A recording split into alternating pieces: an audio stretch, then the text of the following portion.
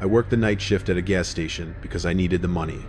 It wasn't glamorous, but it was quiet, and quiet is something you learn to appreciate when you're broke and exhausted. The store sat alone on a long stretch of rural highway, no houses, no nightlife, just a few flickering streetlights and a wall of trees that swallowed the lot in darkness after midnight. It was during my second month there that he started showing up. Every night I worked, almost like clockwork. The bell on the door would chime around 2 a.m., and he'd walk in. He was tall, maybe 6 feet, maybe more. His hair was long, stringy, and clung to his cheeks like it hadn't been washed in weeks. He wore the same dirty army jacket every time, and he never said much. He always grabbed the same thing, a tall boy beer. The first time he ever spoke to me was the night he asked my name. I told him it was Rob. He repeated it softly at first, then again with a scratchy laugh that made his shoulders twitch. Rob. I like that. Rob. He cracked the tall boy open right in the aisle, took a slow sip, and just stared at me. No blinking. No expression. Just that dead, heavy stare. People buy alcohol late at night all the time, but there was something deeply off about him. He didn't browse. He didn't wander. He didn't treat the place like a store. He treated it like a room he was inspecting. He left after a minute, but I noticed he didn't walk to a car. He drifted around the right side of the building toward a dark patch of woods. I remember leaning a little over the counter, waiting to hear footsteps or rustling branches. Nothing. The next morning during shift change, I told my manager, Mike. He brushed it off immediately. Probably one of the local drifters, he said, stuffing cash into the safe. As long as he pays, don't worry. He's might have collected about one. But that was hard to do when the man returned the very next night at 2-3 a.m. Same beer, same stiff walk, same stare. Hey, Rob, he said, like we were old friends. I tried to keep my voice steady. Hey. He lingered at the counter this time, leaning in until I could smell him. Stale cigarettes, wet dog, and something metallic, like old pennies. You work every night, Rob? Most nights, I lied. He grinned. His teeth were surprisingly straight, but stained a sickly yellow. Must get lonely out here. He walked out again, back toward the woods. This became our routine for weeks. Every night I worked, he came. Always at the same time. Always buying the same beer. Always saying my name 2 or 3 times, as if tasting it. Gradually, his questions became more personal. You got a girlfriend, Rob? That your blue Honda out front? You live close by, Rob? Each time I dodged the question or give a vague answer. Somehow, he always seemed to know when I wasn't telling the truth. He'd tilt his head and make this short, dry chuckle, heh. By week 3, the dread hit me long before he even arrived. At 1:45 a.m., I'd already be pacing behind the counter, watching the door like something was hunting me. And I guess something was. Then came the stormy Tuesday night. The rain hammered the windows hard enough that it blurred the world outside into streaks of neon. I was in the back storage room, grabbing a mop when the bell chimed. 2:10 a.m. My blood turned to ice. I stepped back out, expecting to see him by the beer cooler, but the store was empty. I checked each aisle slowly, calling out a shaky, hello, every few steps. Nothing. No one. But on the counter, right next to the register, was an unopened tall boy and a folded piece of notebook paper. My hand shook as I opened it. The handwriting was jagged, carved so hard the pencil had nearly ripped through the page. I don't like it when you lie to me, Rob. I dropped it instantly. My heart felt like it was trying to claw out of my chest. He had been inside the store while I was only 10 feet away in the back room. I ran to the security monitor in the office and rewound the tape. At 2:10, the door opened. The man entered, but not like a normal customer. He moved quickly, hunched low, like something that learned to mimic human movement but hadn't perfected it. He placed the beer on the counter, set the note beside it, and then he looked up at the camera and smiled. He pressed a finger to his lips. Shh. Then he crawled, dropped to all fours and crawled under the front counter like a cockroach slipping into a crack. I waited for him to come out. He didn't. The footage ticked forward. 2:11, 2:12, 2:13. Then I watched myself walk out from the back room, completely unaware that he was still under the counter, inches from my feet. And then the tape caught up to the present time. 2:15 a.m. He had never left. He was still out there, still in the store, still just feet away from the office door. The realization sank into my chest like a knife. There was no back exit from the office.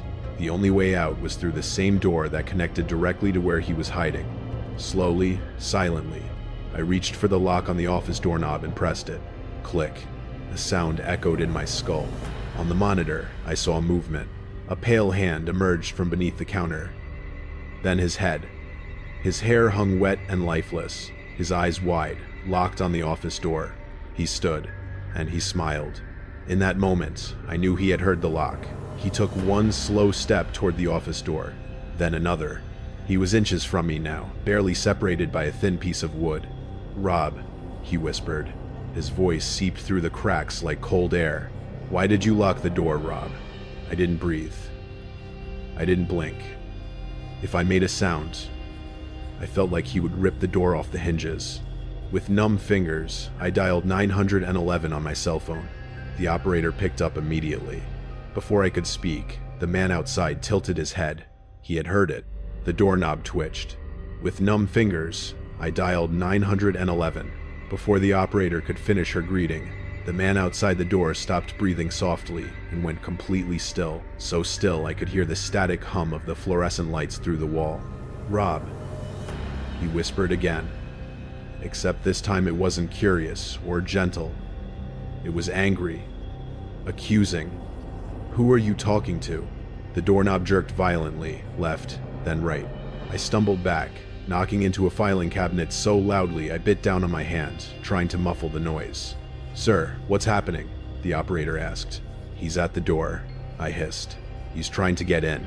A heavy thud slammed into the wood. The whole door shook. A cloud of drywall dust drifted from the top frame. "Open it, Rob," he screamed, the sound rising from a guttural growl into something unhinged. "Don't lie to me. Don't lie to me." Each word came with another hit. The cheap latch splintered. I grabbed the only weapon I had, a thick metal tape dispenser, and backed into the farthest corner of that cramped office. The phone pressed so tightly to my ear that the plastic creaked. "Officers are en route," the operator said. "Try to stay calm." Another slam, then another. The wood at the lock cracked open like a broken jaw. For a second, everything went silent. Even the storm outside felt like it paused. Through the crack in the door, I saw his eye. Wide, bloodshot, unblinking, just staring at me. A wet grin curled across his face as he pushed his cheek against the splinters, smearing something dark blood or dirt across the wood. "I see you, Rob," he breathed. "I see you in there." My heart stuttered. I gripped the tape dispenser harder, ready for the moment he lunged through the opening. But suddenly, on the monitor, the front of the store lit up in a burst of blue and red police cruisers pulling in silently, their lights reflecting across the rain-soaked pavement. He noticed. His head snapped toward the front of the store. For a heartbeat, he didn't move. Then he leaned close to the door again until his lips brushed the crack. "I'll see you later, Rob." He spoke it lovingly, almost like a promise. Then he bolted. On the camera, I watched him sprint toward the back emergency exit. The door blasted open, triggering the fire alarm, and he vanished into the storm just moments before the front door chimed and two officers entered with guns drawn. "In here!" I yelled, my voice breaking. "I'm in here!" They pulled me out, swept the store, the woods, the dumpsters. Nothing. He was gone, like he'd melted into the night. I quit that night. Didn't even bother finishing the shift. Mike didn't argue. He just stared at the footage in horrified silence and kept repeating, "Jesus Christ, Jesus Christ." I thought moving would fix things. I put 3 hours between me and that gas station. Found a warehouse job, day shifts, people everywhere. For a while, it actually worked. I slept, I ate, I started feeling human again. 6 months passed. Then one Saturday, I was in line at a crowded grocery store. Bright lights, families, normal life. But out of nowhere, that feeling washed over me, the sharp, primal instinct that someone was staring at the back of my neck. I turned around. People. Just normal people. I told myself to stop being paranoid. Trauma sticks to your bones. It doesn't leave on command. I checked out, loaded my groceries into the trunk, and shut it. That's when I saw the slip of paper tucked under my windshield wiper. My stomach dropped so fast I felt dizzy. My hands shook as I pulled it out, but it wasn't a note, just a pizza flyer. I let out a shaky laugh. I felt stupid. So stupid. I crumpled it and opened my car door to get in. That's when the smell hit me. Faint, but unmistakable. Stale tobacco. Wet dog. Old pennies. My brain recognized it before I consciously did. Every muscle in my body locked up. I whipped around to check the back seat. Empty. I checked the footwell, the passenger side floor, the rear cargo area. Empty. But when I turned back to the front seat, my mouth went dry. All the air in my lungs disappeared. Sitting neatly in the center of the passenger seat was a tall boy, unopened, cold. Fresh condensation ran down the side. Beads of water soaked into my fabric seat. He had been inside the car. Inside my car, maybe seconds before I got in. My vision tunneled. I staggered back out and nearly fell onto the pavement. People walked past me, laughing, talking, pushing carts. No one had any idea what was happening to me. I called the police, but of course there wasn't much they could do. A beer in a car isn't a crime. No fingerprints, no threat, no cameras covering that part of the lot. Nothing, just like before. For weeks after that, sleep became a luxury I couldn't afford. I kept imagining him crouched somewhere nearby, behind my building, under my car, in a stairwell, watching, waiting. I switched apartments, switched jobs, switched routines, but the fear followed like a second shadow. One night, months after the grocery store incident, I woke up to my phone buzzing on the nightstand. I didn't recognize the number. Half asleep, half panicked, I let it ring twice, 3 times, then picked it up. At first, there was nothing, just breathing, slow. Every hair on my arm stood on end.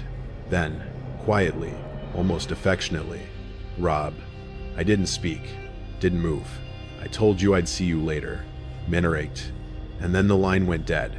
I sat frozen in the dark, clutching my phone so tightly my knuckles went numb. He had my number, my city, my car, my patterns. He had all the time in the world. And every night since then, whenever I walk to my car or turn off the lights or feel the slightest shift in the air behind me, I can't help but wonder if he's finally decided that later means now. Because one thing is certain, he isn't gone. He's never been gone. He's just waiting for me to be alone again.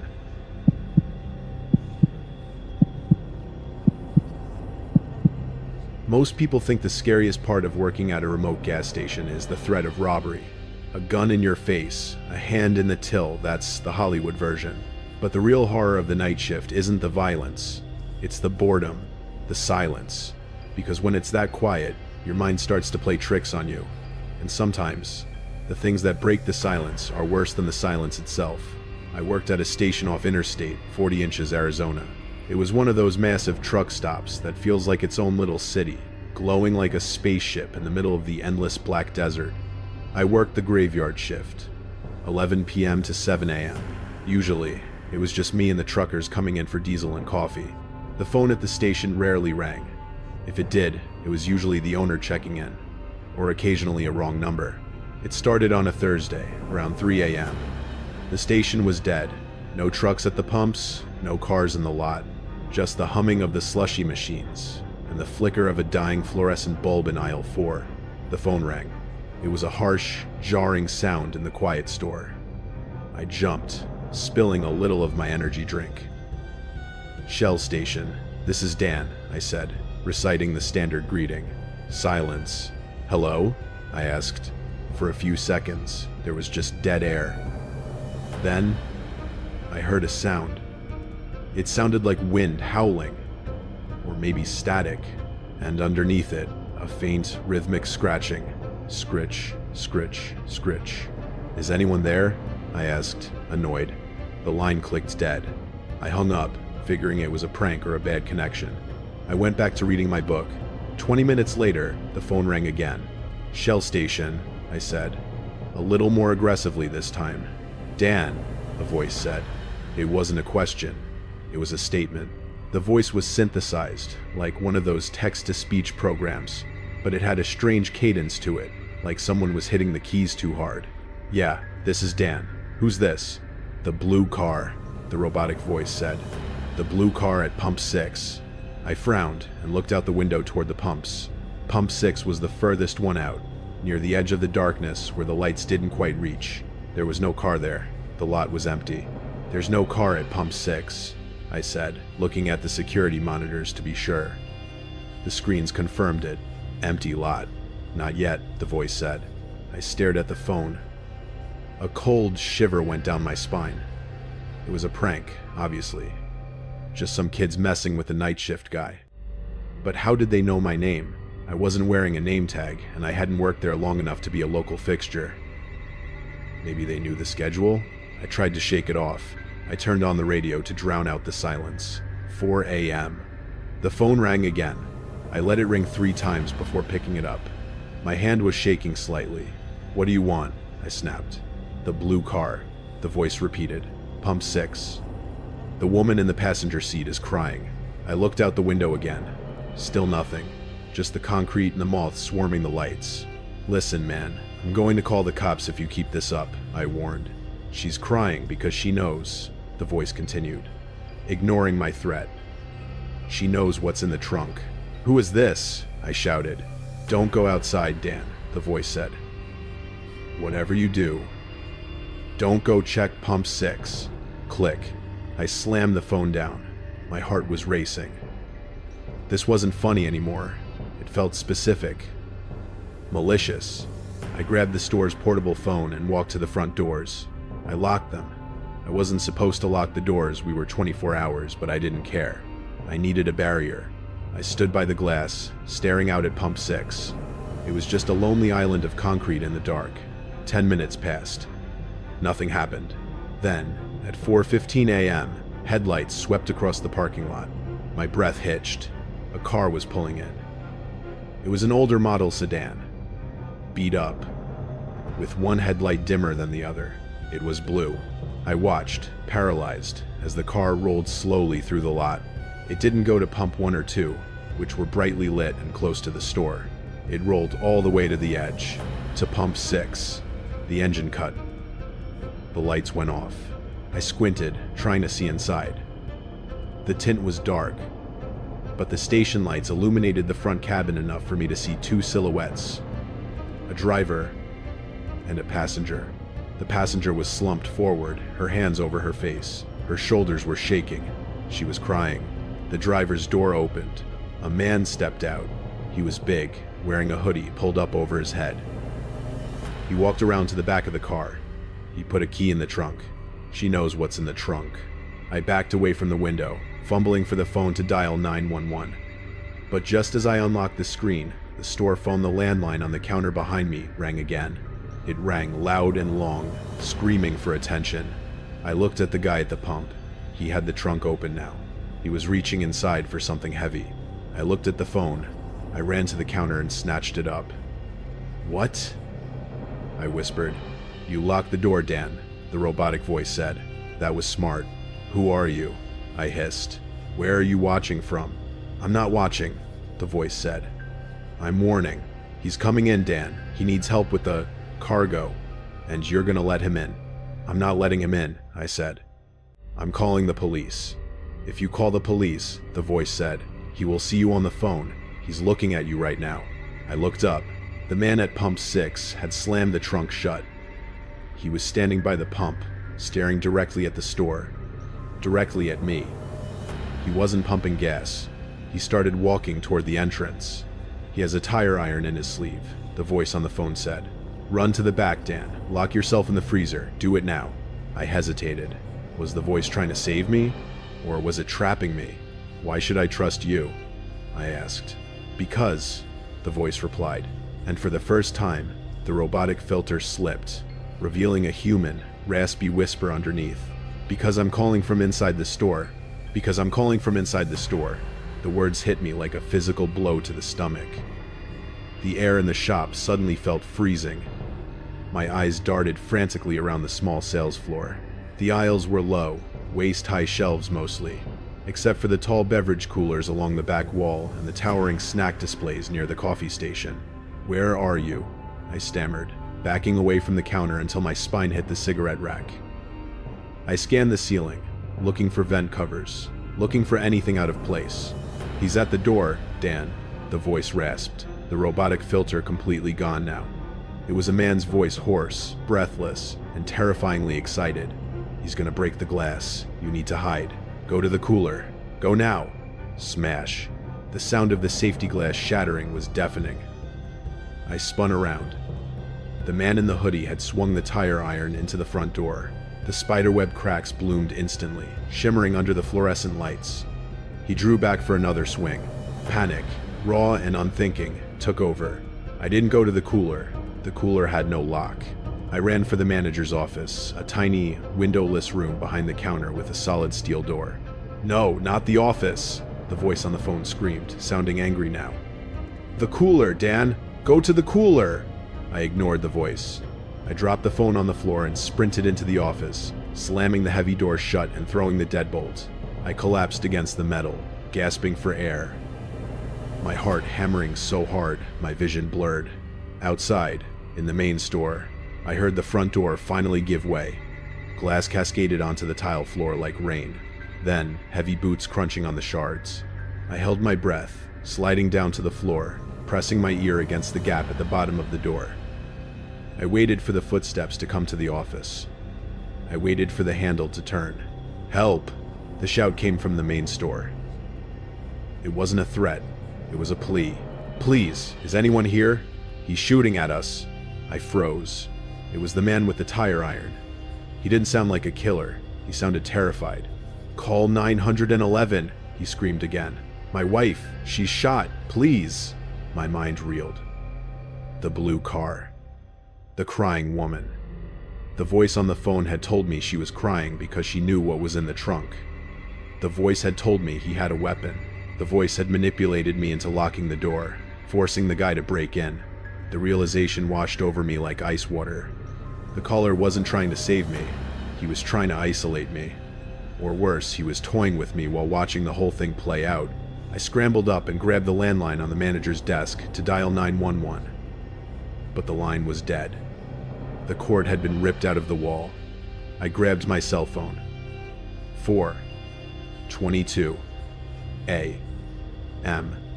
No signal. The metal walls of the office acted like a Faraday cage.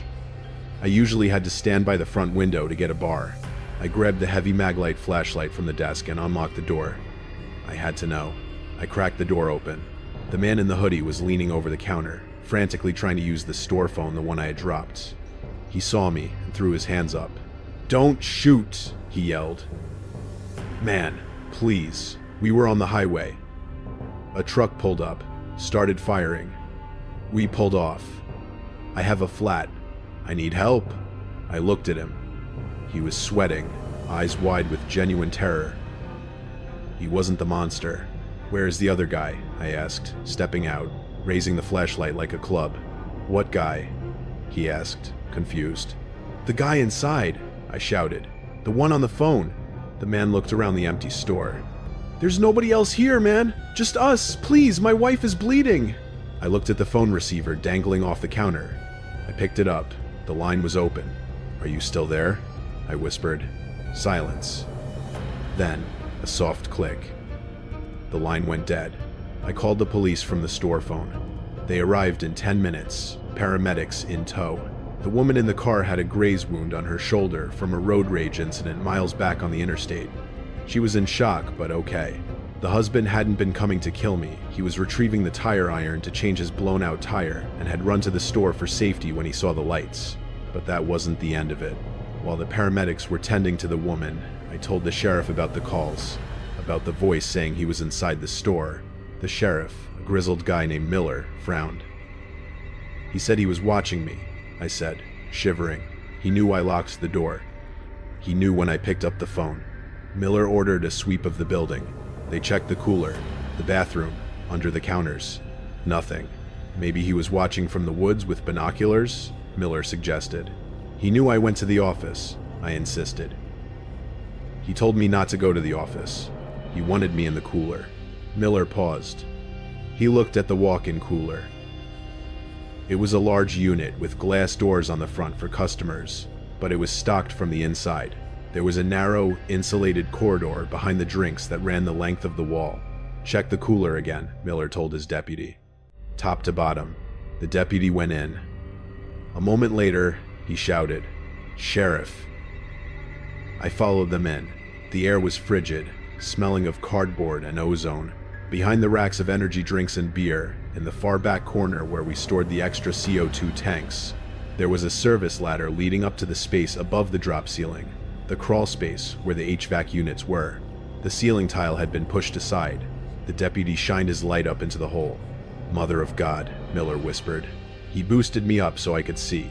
It was a nest, a sleeping bag, a pile of fast food wrappers, and a bucket for waste. It looked like someone had been living up there for weeks, but that wasn't what made me vomit. Directly above the checkout counter, a small hole had been drilled through the ceiling tile, and next to the sleeping bag was a frantic setup of wires. The squatter had spliced into the store's phone line directly from the junction box in the ceiling. He had a battered old handset sitting right there.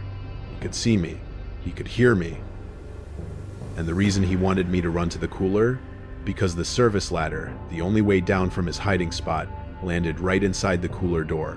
If I had listened to him, if I had run to the cooler to hide, I would have been standing right at the bottom of the ladder when he came down. He wasn't trying to save me from the man outside. He was trying to position me for himself. They never found him. He must have slipped out the roof access hatch while I was locked in the office. But sometimes, when I'm home alone and the house settles with a creak, I think about that voice, the way it changed, from robotic to excited, the way he sounded like a child playing with a toy he was about to break. I don't work night shifts anymore. I don't even like answering the phone.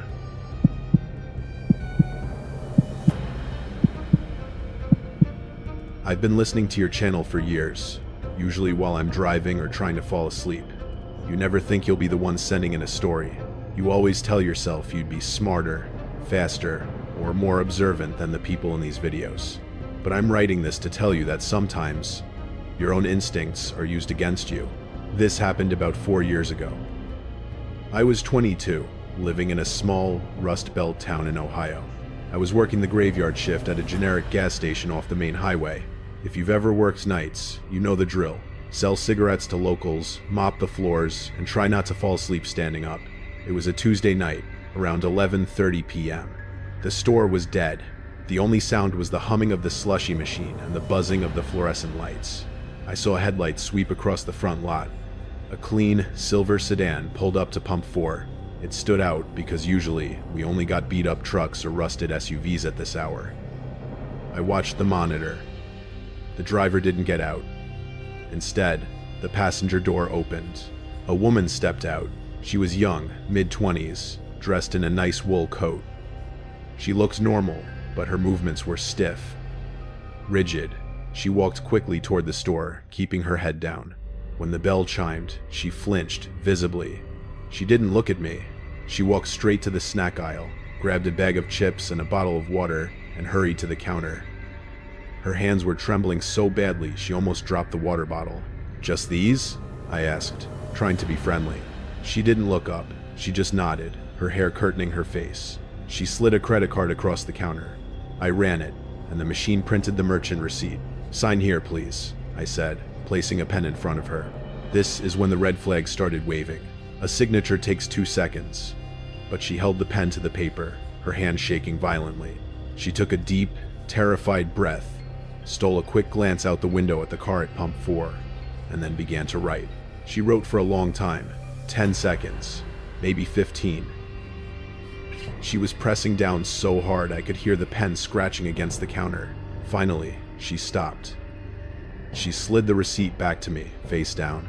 "Thank you," she whispered. Her voice sounded like broken glass. She turned and walked out, getting back into the passenger seat of the sedan. I looked down at the receipt to file it. It wasn't a signature. In jagged, frantic letters, she had written, "He has a gun. He says he will kill me if I scream. Call help. Don't look." My blood turned to ice. I stood there, paralyzed. "Don't look." But human nature is a curse. When someone tells you not to look, it's the hardest thing in the world to resist. I grabbed a pricing gun from under the counter to look busy and walked out from behind the glass, moving toward the front window display. I kept my head low, pretending to check the wiper fluid bottles, and stole a glance at the car. The man in the driver's seat was huge. He was wearing a baseball cap pulled low, and he was leaning over the center console, screaming at her. I couldn't hear the words, but I saw the rage. Then, I saw his hand come up. He backhanded her. It was a brutal strike. Her head snapped back against the headrest. That was it. I dropped the act. I sprinted for the back office, slammed the door, and locked it. I hit the silent alarm, the panic button that alerts the police to an active robbery or hostage situation. I sat in the chair, eyes glued to the security monitor, praying they would just drive away. But they didn't. The driver's door opened. The man stepped out. He was wearing a tactical vest over a flannel shirt. In his right hand, held low against his thigh, was a matte black pistol. He wasn't getting gas. He was coming in. I backed into the corner of the tiny office, heart hammering against my ribs. On the black and white screen, I watched him enter the store. He didn't look frantic. He looked calm, calculated. He walked straight to the counter. He saw it was empty. He looked at the office door. He knew exactly where I was. Then, he picked up the receipt she had written on. He read it. He looked up at the camera lens in the corner of the ceiling, staring right at me. He didn't smile. He just crumpled the receipt and put it in his pocket. He pulled a walkie-talkie from his belt. "Plan B," he said into the radio. "The kid knows." My stomach dropped. Plan B? He turned and walked out of the store. He didn't run. He walked back to the car, got in, and the sedan slowly pulled out of the lot, disappearing into the night. The police arrived 3 minutes later. I came out of the office, shaking, and gave them everything. The description, the license plate, the footage. I thought I had saved her. I thought I was a hero. An hour later, a state trooper walked back into the store. He looked grim. "Did you catch them?" I asked. "Is she okay?" "We found the car abandoned in a ditch 10 miles away," the trooper said. "But son, you need to see this." He pulled a mugshot out of a folder and placed it on the counter. "That's her," he said. "Sarah Miller. She's not a victim. She's wanted in 3 states for armed robbery and homicide." I stared at the photo. It was the same woman. "But..." "She wrote the note," I stammered. "She was shaking. He hit her. She was acting," the trooper explained, pointing to the monitor. "Look at the footage again." 1. He rewound the tape to the moment I ran into the office. "While you were focused on her performance, and then focused on the big guy with the gun, you didn't watch pump 4. On the screen, the moment I ran to the back room, the back door of the sedan opened. A third man, small and wiry, jumped out with a power drill. While the gunman stared at the camera to keep my attention fixed on him, the third man ran to the external safe drop on the side of the building, drilled the lock, and stole the weekend cash deposits. Plan B wasn't about killing me. It was about switching the robbery method because I had spotted the gun too early. They used my empathy to herd me into the office so they could rob the place undisturbed. I felt sick. I had almost cried for her. "But he hit her," I whispered. "Commitment to the bit," the trooper said. "These people are psychopaths." I thought that was the end of it. I quit the job 2 days later. I moved out of my parents' house and got a landscaping job in a different town, desperate to work during the day. But about a month later, a letter arrived at the gas station, addressed to me. My old manager forwarded it. Inside was a single piece of notebook paper. "Your acting was pretty good too. Thanks for the donation. Sarah." Underneath was a hand-drawn smiley face. The ink was shaky, the same jagged handwriting she used on the receipt. She hadn't been trembling from fear. She was trembling from adrenaline. She was laughing at me. I tried to move on. I really did. I convinced myself they were just drifters who had moved on to the next state. But predators don't forget prey that entertains them. 4 months after the robbery, I was living in a ground-floor apartment in a secure building. I woke up at 3 a.m. to a strange silence. The air felt heavy. I sat up and looked at my front door. It was wide open. leading out into the dark hallway. Panic seized me. I grabbed a heavy lamp and checked the apartment. No one was there. I went to the kitchen to grab a knife. I turned on the light and froze. Sitting perfectly in the center of my kitchen counter were two items: a bag of potato chips and a bottle of water. The exact same brand she had bought that night. My knees gave out. They'd been in my apartment while I was sleeping 10 feet away. Under the water bottle was a strip of thermal paper. On the back, in that same jagged handwriting, it read, "You looked so peaceful sleeping. We almost didn't want to wake you. Almost. P.S. Check your phone." I ran to the living room. My phone was gone from the table. I heard a vibration coming from the kitchen. I went back and ripped open the bag of chips. My phone was inside. It was unlocked. Open to the photo gallery. I stared at the screen, tears blurring my vision. There were pictures of me sleeping on the couch, taken from inches away. The timestamp was 2:45 a.m. There were pictures of me at my new job. Pictures of me walking into my building. They hadn't left. They had been watching me for 4 months. I swiped to the last photo. It wasn't a picture of me. It was a picture taken from inside the trunk of a car, looking up at a sliver of moonlight. Text was typed over the image. "Next time, Plan B is for you." I moved out that morning. I drove 600 miles, changed my name, and got a burner phone. I know the police say they are just grifters, but I know better. They aren't in it for the money. They are in it for the control. And sometimes, when I see a silver sedan at a stoplight, I swear I see a woman in the passenger seat, holding a pen, a small smile playing on her lips. I never look long enough to be sure. I just run.